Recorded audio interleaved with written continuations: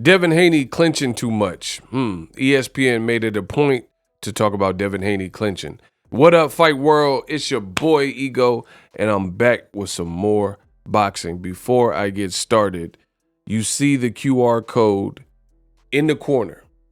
You need to take out your cell phone, scan that, and subscribe to the channel for the best in boxing. I'm the best in the business. Now, I got to talk about this. Devin Haney just pretty much massacred George Kambosos Jr. Now, before I get started, I want to say this quick PSA. I knew the outcome of this fight. That's why it was such a busy day of boxing, which is great for the fans. I just now watched the fight, like this morning, because I was watching the Anthony Durrell, Caleb Plant, because I already knew how the Kambosos fight was likely to play out. You know, I was confident in my picking Devin Haney, and I was absolutely right. George Kambosos Jr., he looked confused. He looked befuddled. He was trying things, but oftentimes it wasn't working. I'll give you guys more of my thoughts on that in a future video. So again, scan the QR code, subscribe to the channel. I'm not going to spend that much time talking about the actual fight, rather something that I seen on ESPN. And it was the constant reminder from ESPN as a staff, as a record label, and as a mother crew to let the fans know that Devin Haney was gonna clinch. And it was just, in fact, very bizarre. Let's talk about it. Now, the fight had just begun. He fought him again in Australia. That's where it said, that's where the contract was at. And the fight, 3-minute rounds for a championship fight. And within the first 20 seconds, Tim Bradley says this. Out of the gate, I'm gonna let y'all know right now, in the first fight, Haney clinched 55 times, 5 in which he clinched in the first round of the first fight, taking off 41 seconds off the clock. When you clinch, it's a part of boxing, people. You disrupt the rhythm, the timing. You never allow your opponent to get going. So I thought this was extremely bizarre. In the first, literally, you guys can watch round one.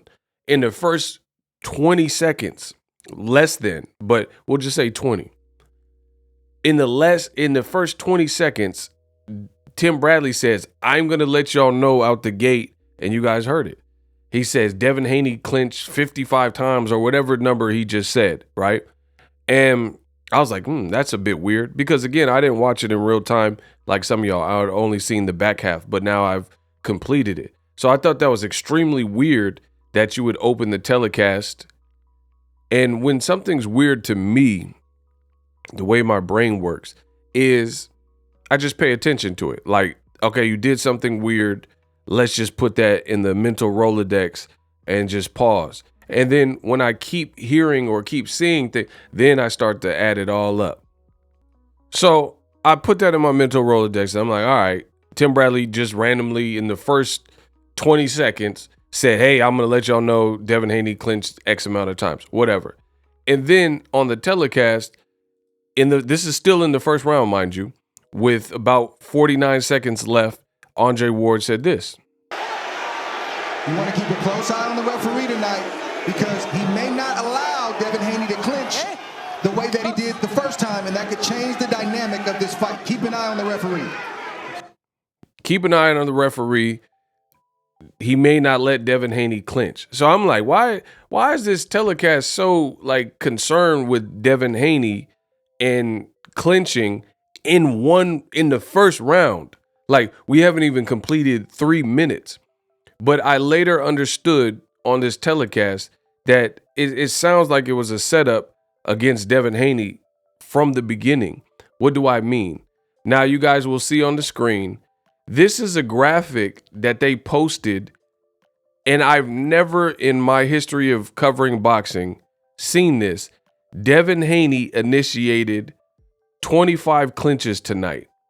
Right? I've never seen that where they show you on the screen a motion graphic lower third, and it's showing how many times anybody has clinched.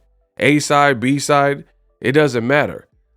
And this happened multiple times in the telecast. Like round 4, they showed another graphic. This is from round 4. So it says Devin Haney initiated 17 clinches tonight. So it's a American flag, Devin Haney's name, and they are literally counting how many times he's clinched. Clinching is perfectly legal in boxing. What you can't do is hold excessively, and even with something like holding, it's up to the referee and the referee's judgment and discretion to warn or rebuff the fighter's behavior in the ring. Like if the fighter's doing some low blows or whatever. I've seen fights where a guy's getting repeatedly hit with low blows and then the referee is not calling it. They're not docking points, anything. So for ESPN to start round 1 off and they're talking about how much Devin Haney is to clinch, I thought that was bizarre. I have never seen that in the world of boxing since covering boxing before.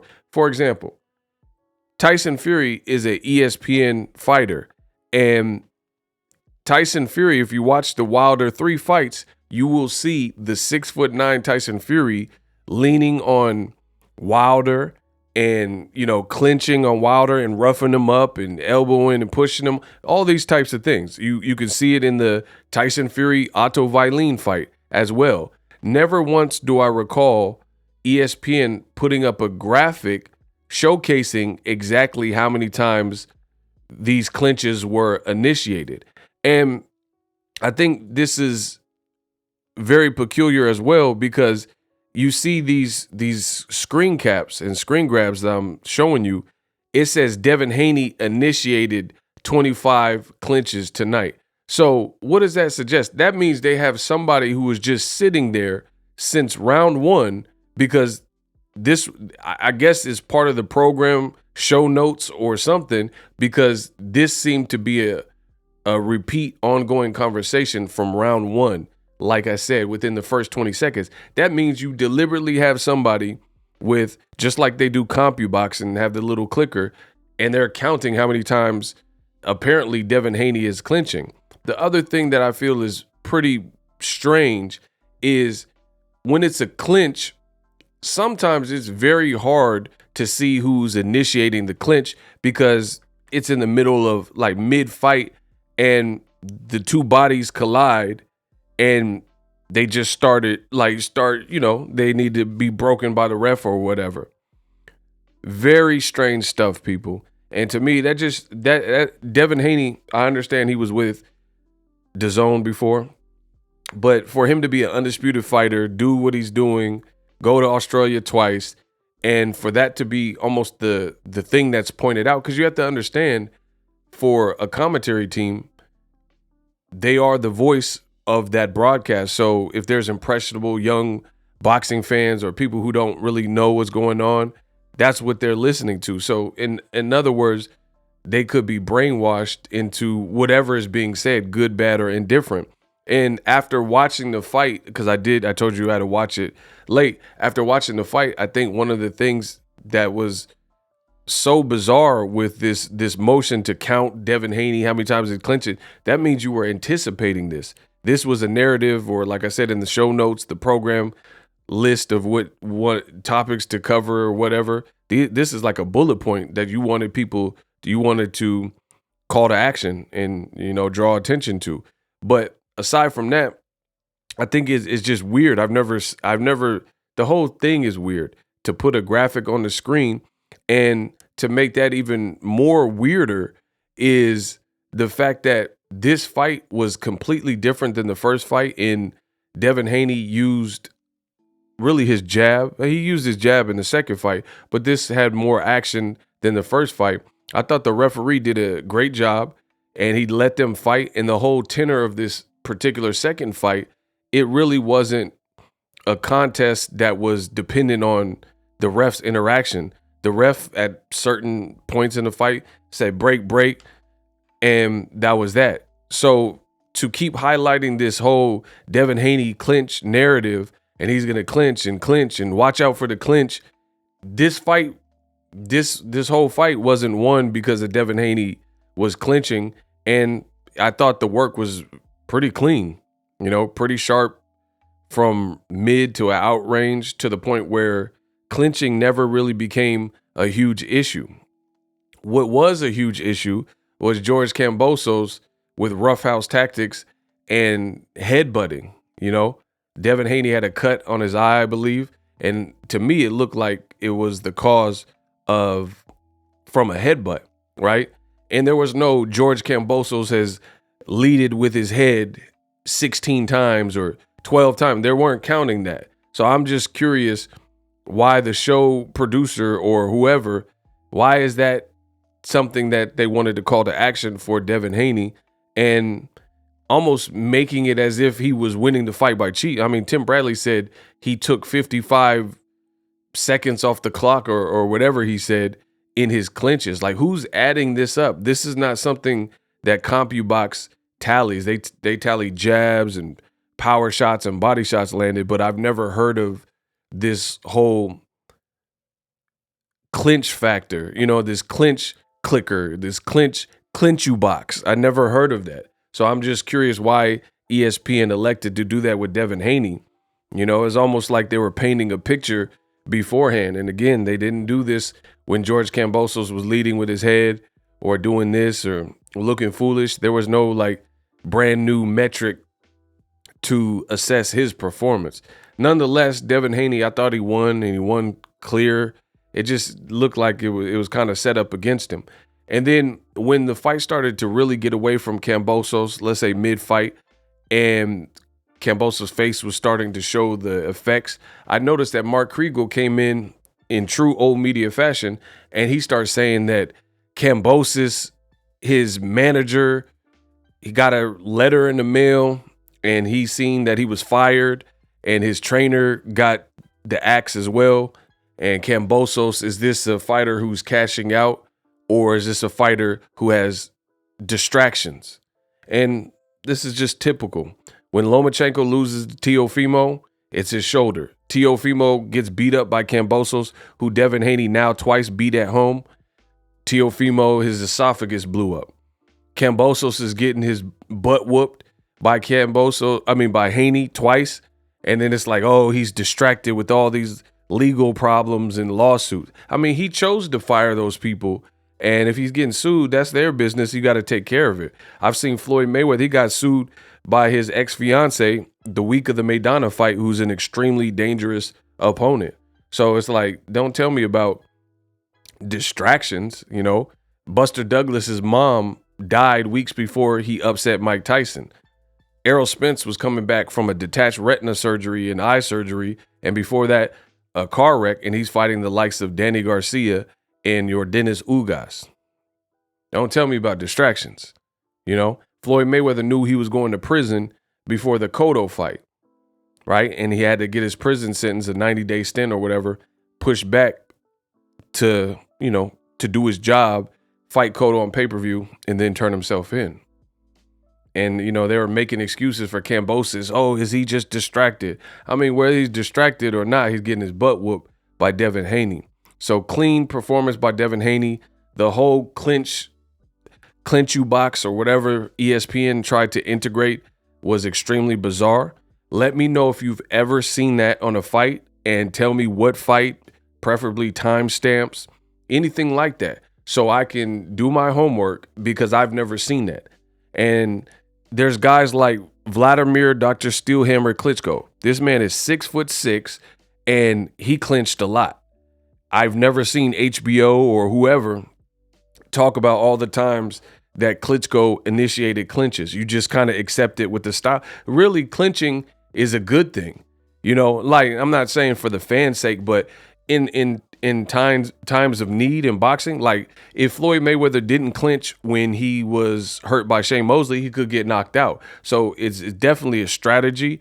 And as long as you're not doing anything excessively or against the Marcus Queensberry rules, and the ref has not admonished you, then I mean, you're definitely free to clinch. You can't hold excessively, but again, I've never seen Klitschko, Tyson Fury, or anybody else that clinches, that I know clinches, have this certain metric and all these talking points early on in the fight, throughout the fight, lower thirds. Devin Haney, a black fighter from America, he's the first person where I've ever seen this happen. So that ESPN, they have pound for pound list, won't put Jermell Charlo, they won't put Devin Haney on. All this stuff looks very bizarre, but if you have answers to that, please let me know in the comment section. I'm the best in the world. I'm the best in the business. Subscribe to my channel. QR code, I'm out. Introducing Super Thanks. Right here on the official Boxing Ego YouTube. Super Thanks allows you, the viewers, to show a little bit of extra gratitude, which enables me as a full-time content creator to push out the content you need in the world of boxing. Underneath all the videos, you will see a heart with the $sign in it. You can enter any amount that you find suitable as a super thanks. A brand new, interactive, and colorful way to get your comments highlighted and noticed by not only myself, but other people on the YouTube platform. Super thanks, a unique and cool way to show and applaud us full-time content creators. Hopefully you guys enjoy the content. Super thanks. The future is now. The Hibernation 5s by Kenichi Bear. Hybrid gaming and lifestyle headphones. Out of the box, you can connect to any console or PC. Bluetooth ready with a low latency USB adapter, color RGB, and extreme bass mode.